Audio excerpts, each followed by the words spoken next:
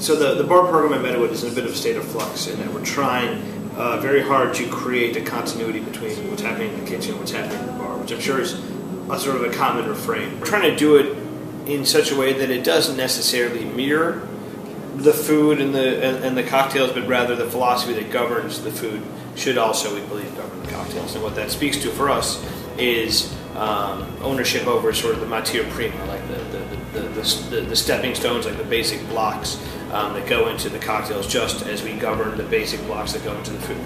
You know, in the restaurant, we press our own oil and we make our own china and all these things. We don't do these things because it's nifty or because we don't have other things to do. We do these things because we want to have a very specific imprint on the guest and create a very specific experience. To that end, you know, we're able to use the things we have at our disposal, the gardens and the local areas and sort of the friends and the ranches and all these things around here to make really cool experience. The first one we did, which was sort of the jumping off point, was we had all these extra apples from the gardens. We have one of our gardens here on property in addition to you know, more or less an orchard along the river of apple trees, so we had a surplus of apples. So we hooked up with a very cool distiller out in Petaluma and brought all the apples and made an eau de vie, which in and of itself was a very cool process. And that's another thing that's of consequence to us, is doing it yourself to create the culture. And these processes that we engage in, while they create, in our opinion, a better product, they also create a better culture, and they create a staff that appreciates what we work with and understands the value of sort of these basic elements. We serve it frozen, or in a frozen bottle, I should say. The bottle itself is from the 1780s. It's a traditional English cylinder bottle that was found for us by this sort of local historian. So on the counter menu, which is our sort of elongated tasting menu, we always finish with a little shot of this, provided they're not driving. Out of the cask, it was like 140 proof or 150 proof. We obviously cut it a little bit so as not to blind anybody. So that was sort of our first attempt at making alcohol. And Sam Levy, who's our sort of chief bartender and really very much drives the bus of these things, really has embraced that philosophy. And that's oftentimes, I think, hard for, you know, the chef kitchen world that tends to be very specific, and chefs oftentimes aren't great communicators when it comes to those things happening outside the four walls of the kitchen. Sam has the necessary intuition, I think, to expand and to build and to personalize in his way sort of what's happening up here at the bar. He's got, you know, using some of the pears and making vodka. We just made an aquavit that was taught to us by Matthias Dahlgren from Stockholm. It's just ground horseradish. We added chive blossoms and added it to like a neutral spirit. It's unbelievably good. Ginger mint, bourbon. We use some local forage stuff as well. We use a local plant that I don't know if anybody else uses. It's called spice bush. It's native to Napa, and he uses the leaves and a little bit of the berries to make a gin out of. It's really, really, really fragrant. Now the leaves actually have a menthol and melon sort of flavor, and the dried berries have like a Christmas spice flavor. It's really cool. They literally all over the property. So he's picked it up. He's really embraced it, and it's going to be pretty exciting, kind of seeing where it's going. One of the challenges at a restaurant like this is not a huge bar scene. You know, I mean, it's a very specific clientele. People aren't coming in off the road, off the street, you know, simply, or have not in the past, come in here simply to try cocktails. And now that's changing, and that's really a big focus of ours, because the product is so, we think, so amazing. What Sam's doing is so great that we hope that it's an additional draw to a restaurant.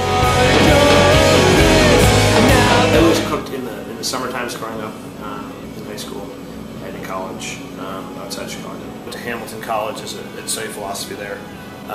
Graduated and started cooking. Something I'd always enjoyed. Was in Europe for some time, in San Francisco, back in Europe, back in San Francisco, and ended up here about 4.5 years ago. And we've really personalized this restaurant. Myself and Nathaniel, the restaurant manager, sort of made this restaurant our own in the style of food and the style of service and kind of what we've been able to do here. For those who've experienced sort of the restaurant, it's a very specific experience, from the products used to the plates we designed to the very comfortable nature of service, which is sort of a rarity in this sort of restaurant. It's a very special restaurant, and one that we believe very much to be sort of on the cusp of a certain degree of recognition.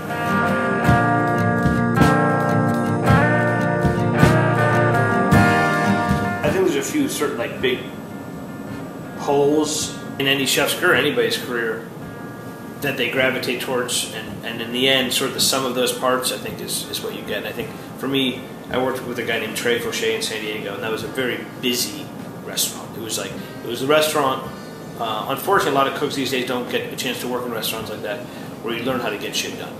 And a lot of cooks now, at this sort of level of cooking, have only worked at little jewel box places, and you know, it's 15 cooks and 15 tweezers in one plate, and which is great. I mean, it's very much more in line with what we're doing, but there's something about the old school way of cooking and sort of the pirate ship mentality that I learned there. Daniel Hum, I was his sous chef at Campton Place in San Francisco. Learned very much sort of diligence and relentlessness in it, ambition. That's something I very much still use to this day. And a guy I worked with in France for some time, a guy named Christian Morisset at La Joana in Juan-les-Pins in the south of France. He was just ferocious, just terrifyingly ferocious. And from him, you take away that sense of de rigueur of there's one way and there's the right way. And as a chef, you need to be confident and comfortable enough to demand what you want from a staff, from the people around you, from your purveyors, from your growers, that you need to have a vision and be sure enough in that vision that you're going to get what you want. So, I don't know if any one person affected my style more than the other, but collectively, obviously they've sort of led to this.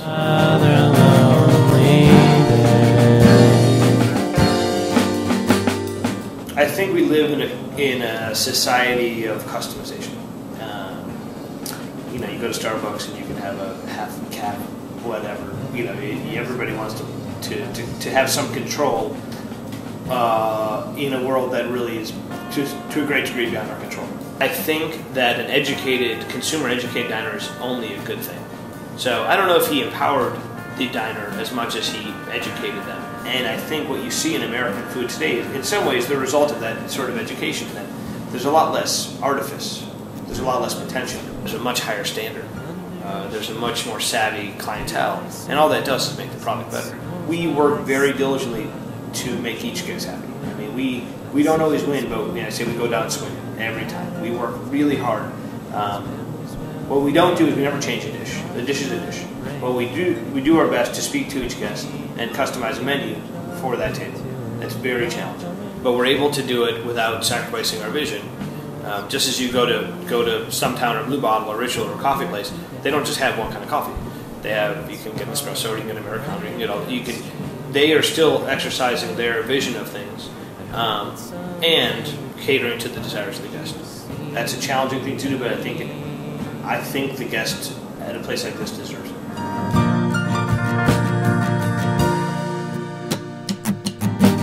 I tell my cooks always, is that if it's a water company, a Pellegrino, or a tire company, Michelin, at the end of the day, you gotta cook the way you want to cook it. Do what you do.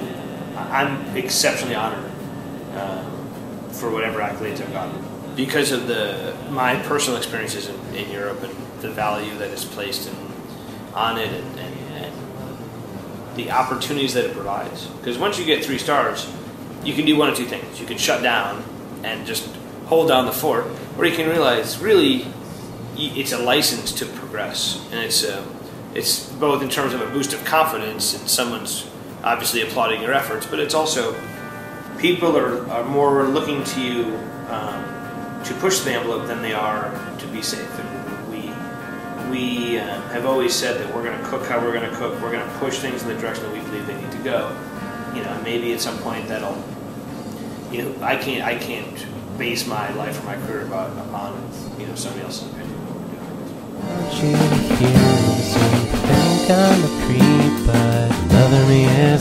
There's so many different kinds of people who are called chefs now. I try not to worry about it too much. There's some who are embarrassing to the craft. There's some who have helped further the craft. There's some who have helped exact positive change in the world. There's some who I'm sure have led to fat diabetic children. I mean, it's a pretty big tent. Celebrity is a very big scale too. I mean, Another me is loving you while I sleep. Another me Lineup is. for 12 days this year kind of features almost all of them. Stuart Brioza at Staple Provisions in San Francisco, James Sabah from Comey in Oakland, John Shields wherever he ends up, Scott Anderson from Princeton, Maurian Odera, who's an unbelievable cook, who was formerly a Sushi Mori in LA. There's a lot of good guys out there, and a lot of times they're not in the big cities. I think that's, the media's in the big cities, so those are the chefs that get the attention. But as was always sort of historically the case, most of the great restaurants are in the country because they're able to speak of a certain place. If you're on the Lower East Side or the Upper West Side, it's the same place. As much as restaurants may try to encapsulate a certain sense of terroir in a city, it's maybe not as authentic as if you live and the restaurant situated kind of amongst the growers, the vines, and the gardens, and the woods.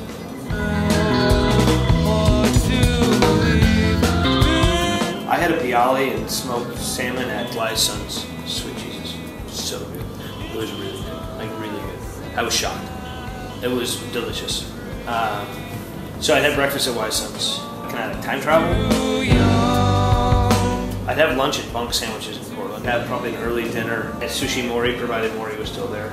I'd have a regular dinner at, let's say, Comey. Then I'd have a late night dinner at State Bird. Then I'd have a really, really late cocktail at some bar that didn't have a name, where there was potentially like a fight that would break out. There's the desire to be great, but it's the desire to speak forcefully and truthfully about something. And in this, food's a blunt instrument. It's not, we're not poets as much as we think we are. We probably all like to be. Words are a fairly, specific tool. Food is like, you got to do a lot to communicate the message. If you want to speak truthfully and forcefully and use a restaurant or food as a medium, you have to be really good, and you need to work really hard, and you need to cover all your bases. I guess that's what sort of drives us as a restaurant. On like a nuts and bolts level, I think we're inspired by the artists around us and by the growers around us and what they're producing and the dialogue that we have. We live very inspired lives.